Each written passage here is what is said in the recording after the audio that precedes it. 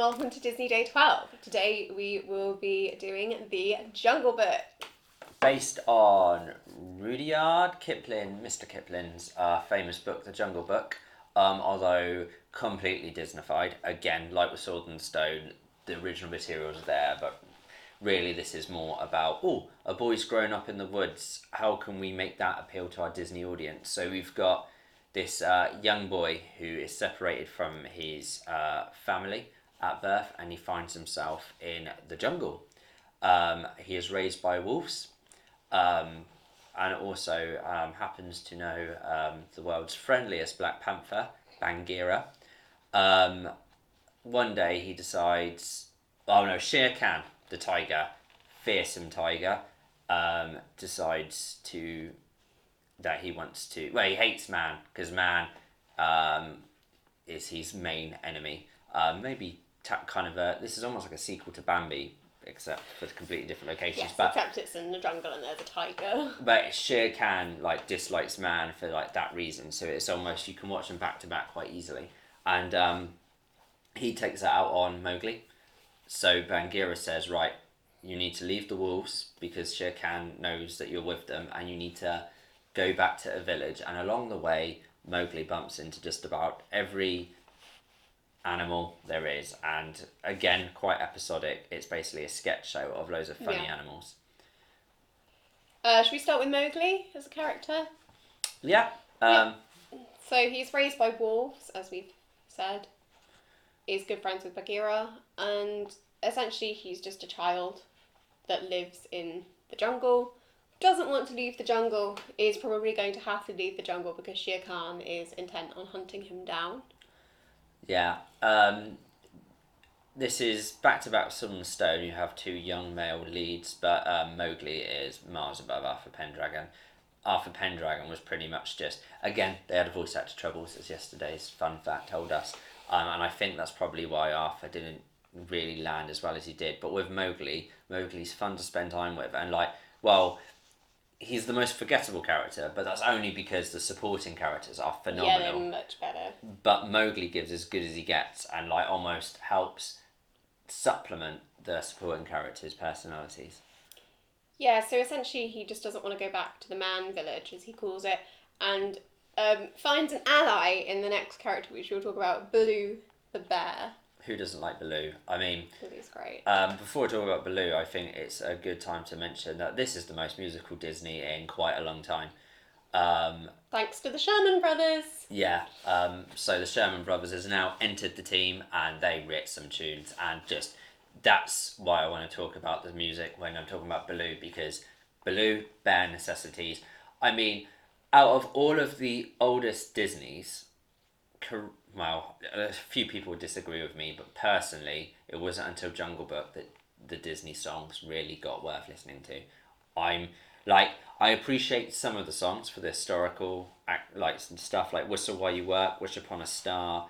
I'm literally trying to think of songs pre Jungle Book now that are kind of... But the Sherman Brothers really brought the game.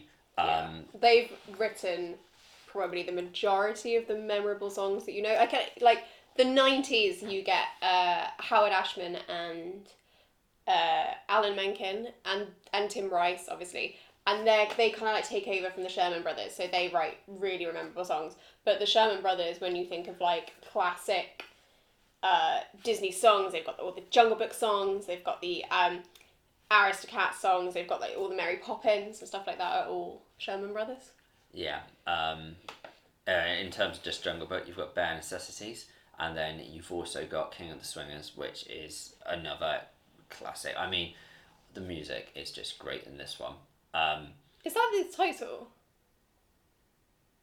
Probably not. Is I Want to Be Like You? The I Want to Be Like You, yeah, by King. It's like King of the Swingers, definitely. That's the first line. So.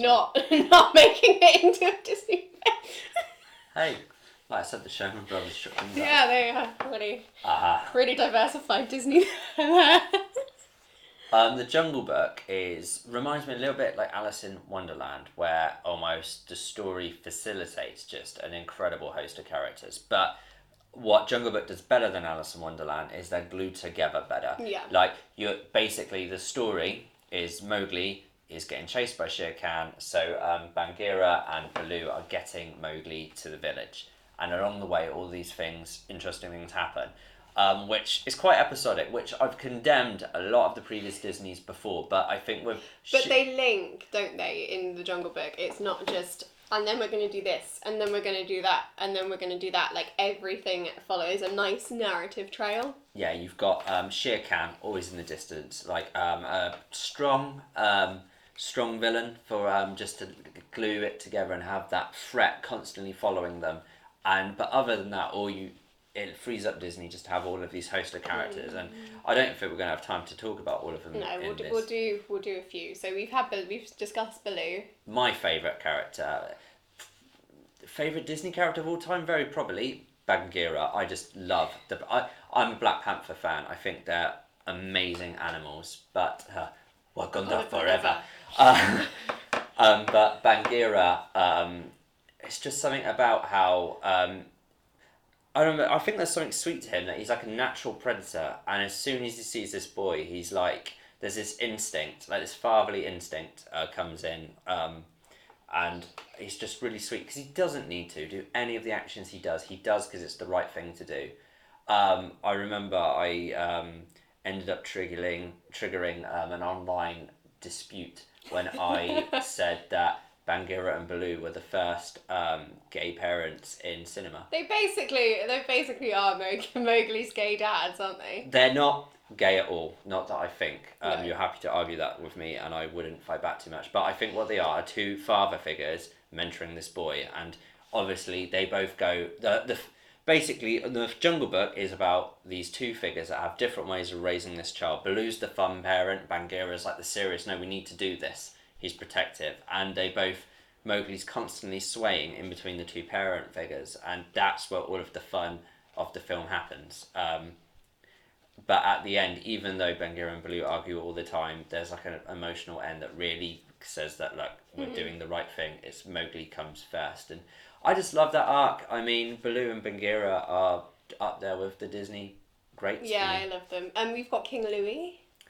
Yeah, King Louie. He's, again, very episodic, but I think he's a very good B villain. Is he a villain?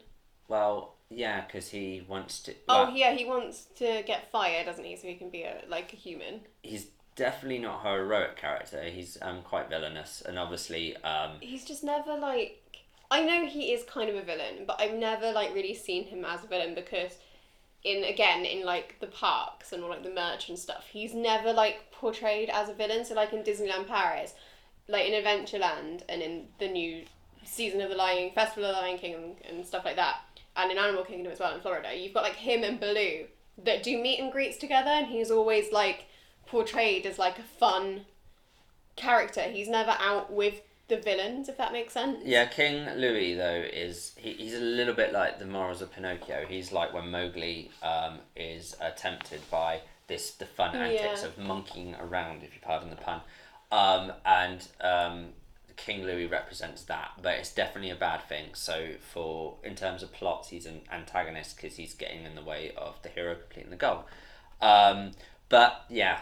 You've got Shere Khan being absolutely villainous, and then you've got the two other villains, King Louie, who is such a charmer, he doesn't register as a villain, and you've got Car, who is inept. So I love Car, though. Sterling Holloway. Yes, Disney legend. Really weird watching Winnie the Pooh and then instantly jumping into Car, because Car is just so evil, but with the voice of Winnie the Pooh, and it just doesn't compute. I love the scene where because basically all Car wants to do is eat Mowgli, and he has a great song called Trust in Me where he hypnotises him basically to try and eat him, and that's all he wants, and he knows that he's working for Shere Khan and he should deliver Mowgli to Shere Khan, but he just wants to eat him.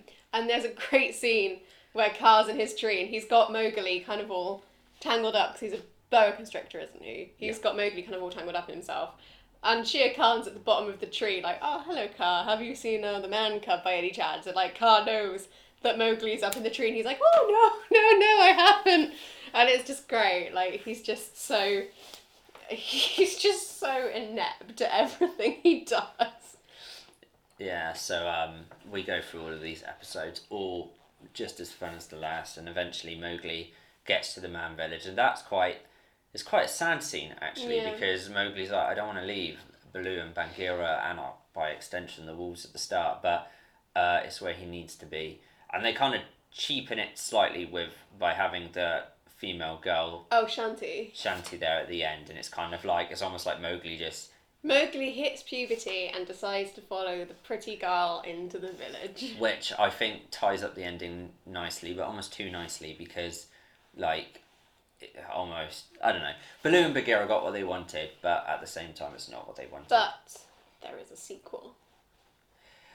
Yeah, look, when it comes to the Disneys, unless they're official sequels, of which there are only 3, then I don't like discussing Yeah, okay, it's not an sequels. official sequel, but you say it wraps it up all nicely, and then literally in the sequel, Mowgli's in the man village, like, I want to go back to the jungle. Yeah, it's not we can't discuss the Disney sequels unless they're official. I know. Because so many of the Disney sequels just absolutely tear up the moral of the story of so many of the originals. They're terrible sequels just in terms of what sequels are meant to do. But I could talk about that all day. Do you want to? You know what? I could talk about Jungle Book all day, but this is going to be a very long video. Okay, fine. So we'll give a fun fact. It's a sad fun fact. It's not really fun. Jungle Book was the last film that Walt Disney oversaw because sadly he passed away from lung cancer in 1966. And although Jungle Book came out the following year in 1967, it was still in production when Walt was very much alive and with us. So it was the final one that Walt personally oversaw. A shame that we got the Sherman Brothers but lost Walt. But that's the way. They worked together for a while. So what are you going to give Jungle Book? I'm going to give Jungle Book a 6. A 6, okay. A 6, yeah. It's not my favourite, but it's fun. See, on the other hand, Jungle Book is one of my favourites. In fact, while I gave Bambi 10, I think that's critically the best. Jungle Book is my personal favourite, so I'm going to give it a 9. Okay.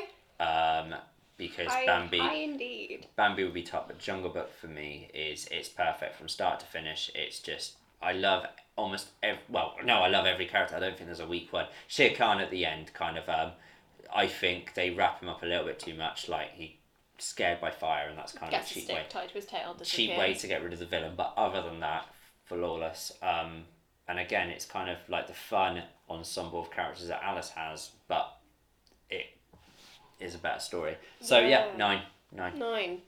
Just before I say goodbye, I'm going to issue a stark reminder to all our viewers. With the death of Walt Disney, we are edging ever closer to the dark age of Disney.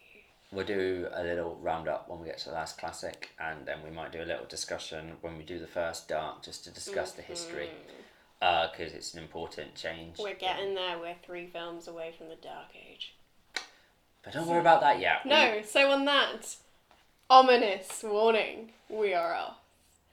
Have a magical rest of your day.